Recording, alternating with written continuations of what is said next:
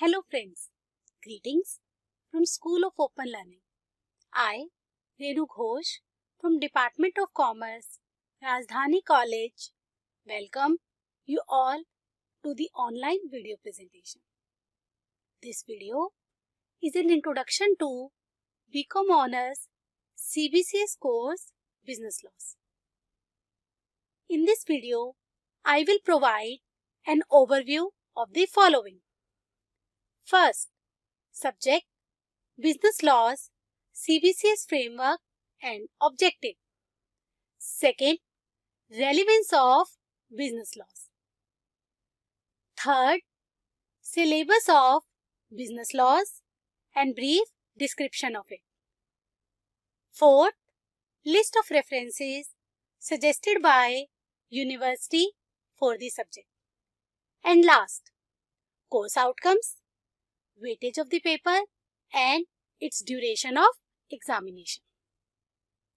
Dear friends, you will be happy to know that CBCS system of Delhi University has been introduced in School of Open Learning from current academic session 2019-20. Before this, School of Open Learning followed annual system of examination. Under CBCS system, each academic year is divided into 2 semesters. So, in total, there would be 6 semesters. The examination will take place at the end of each semester. The paper of business laws is in semester 1.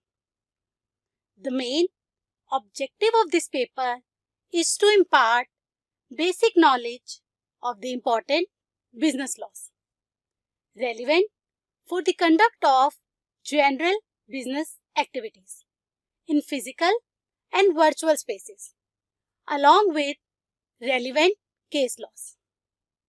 Now, I will tell you why is it important to study the paper of business laws and how the knowledge of this course helps us in doing business activities effectively. It is common knowledge that ignorance of law is no excuse. In other words, ignorance of law cannot be made an excuse for committing the breach of law. I give you an example. Suppose I jump a red light and traffic policeman asked me to pay the challan. I cannot refuse to pay the challan just by saying that I do not know that jumping the red light is a violation of traffic rule. That is why it is generally common and accepted fact that every person is presumed to know the law.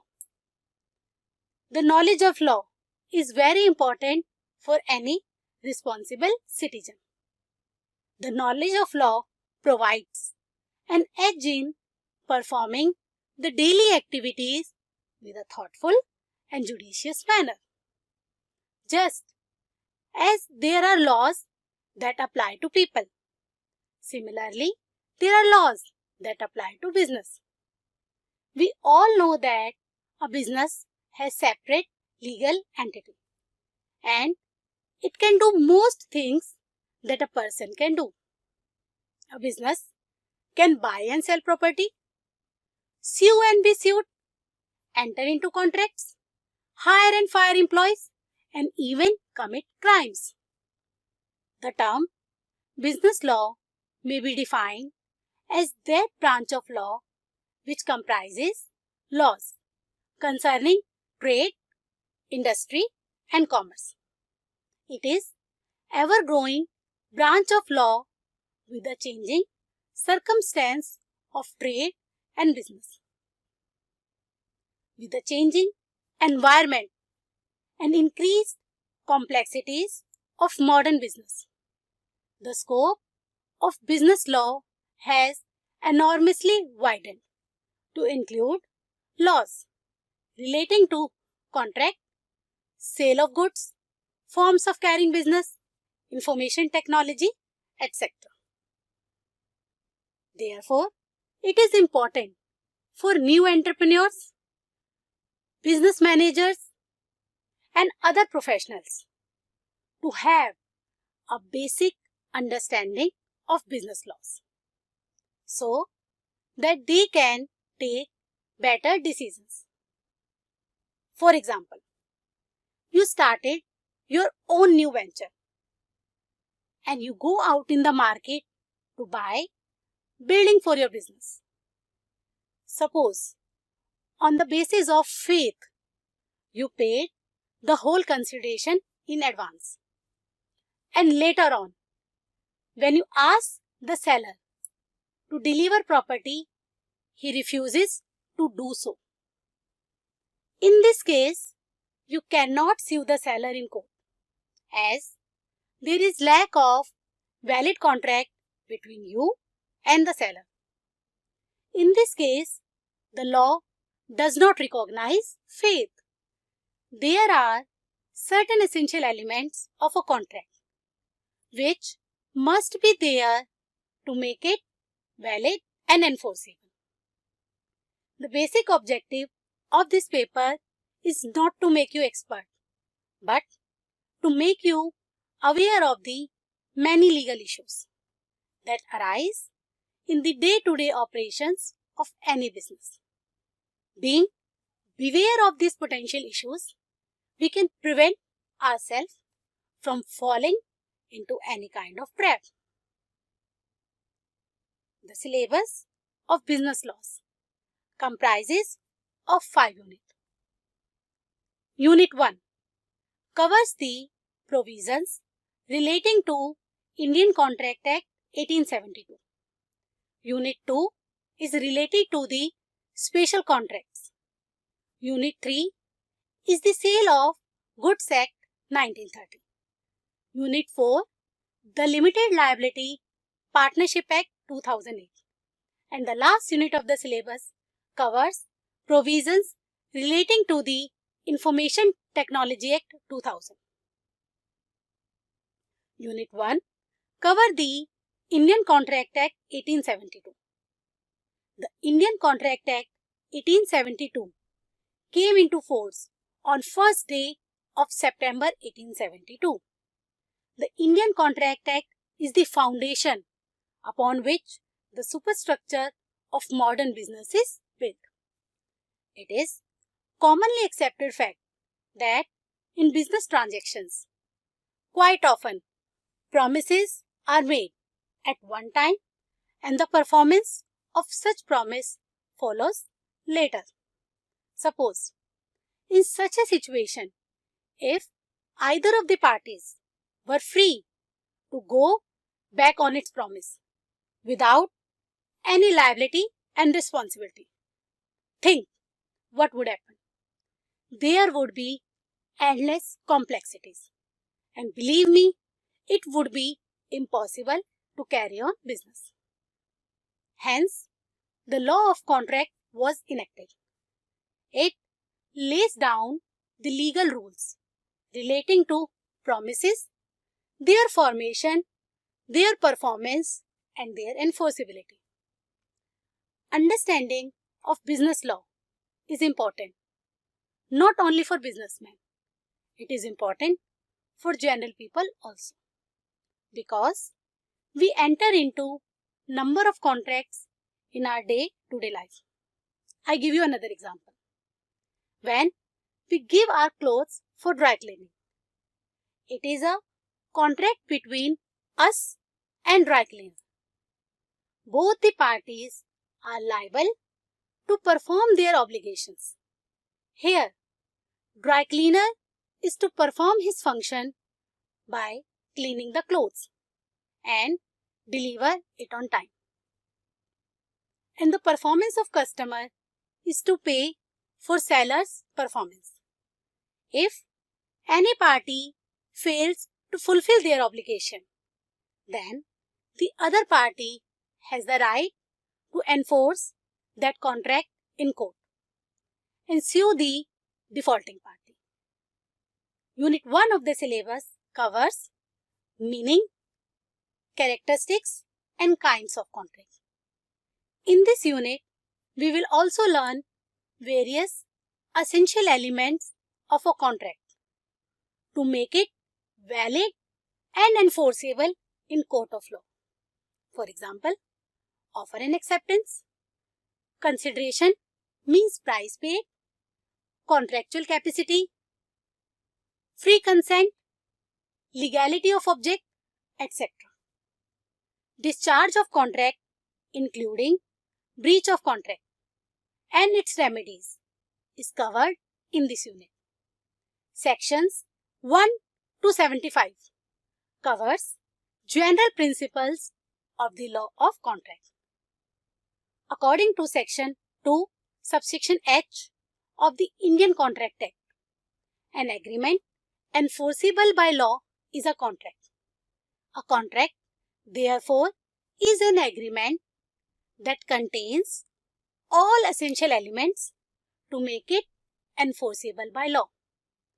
Essential elements of a valid contract are: first, offer and acceptance. There must be lawful offer and lawful acceptance of the offer, thus resulting in agreement. Second, intention to create legal relations. While entering into agreement, the intention among the parties should be to create legal relations.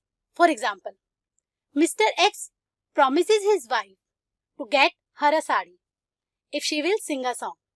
His wife sings a song, but he did not bring sari for her. His wife cannot sue him in court of law because there is lack of intention to create legal relations among the parties. Third, lawful consideration.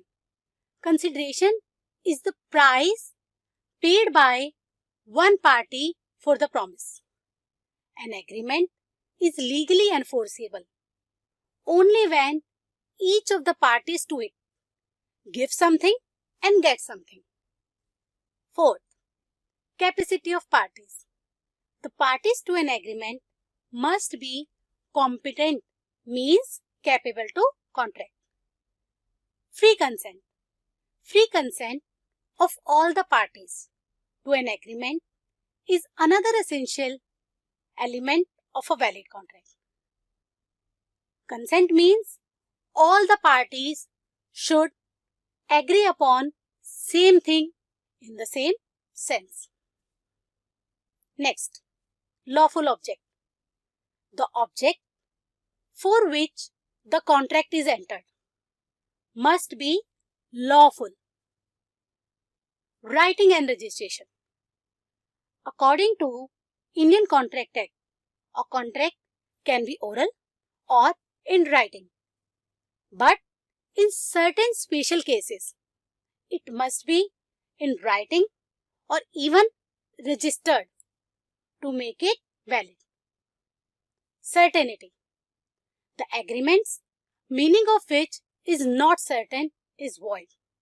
For example, Mr. X offers Mr. Y to buy his car for Rs 1 lakh and the offer is accepted by Mr. Y.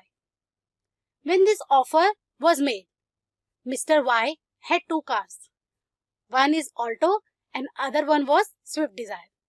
Mr. X had thought of buying the Swift, but Mr. Y thought that Mr. X has offered to buy Alto. The model of the car was never discussed while transacting. At the time of delivery, this uncertainty about model of car made the agreement void. Next is the possibility of performance. An agreement to do impossible act is void. And last, not expressly declared void. The agreement must not have been expressly declared void under the Act. Unit 1 highlights the general principles of law of contract contained in sections 1 to 75. However, the law of contract has some special type of contract like quasi-contract, contract of indemnity and guarantee, contract of bailment and pledge, and contract of agency. Unit 2 is related to special contracts contained in Indian Contract Act 1872. These special contracts are required to fulfill all the essential elements of a valid contract. Additionally, these special contracts are governed by a number of unique provisions. Sections 68 to 72 of the Indian Contract Act deals with quasi-contractual obligations. The provisions relating to contract of indemnity and guarantee are covered in sections 124 to 147. Sections 148 to 181 are related to contract of bailment and pledge. Contract of agency is related to sections 182 to 238 of Indian Contract Act. Now, I will briefly discuss various terms used under this unit. Quasi-contract is the result of an agreement enforceable by law. What happens in certain cases? There is no offer, no acceptance, no consent, but still contract is imposed by law. Such obligations which are imposed by law are referred to as quasi-contracts. A contract of indemnity is a contract by which one party promises to save the other from the loss caused to him by his conduct or by the conduct of a third party. A contract of guarantee is contract to perform the promise or discharge the liability of a third person in case of his default. Bailment. A bailment is the delivery of goods by one person to another for some purpose. Pledge. The bailment of goods as security for payment of a debt is called pledge. Agency. The contract which creates the relation of principal and agent among the parties is called contract of agency.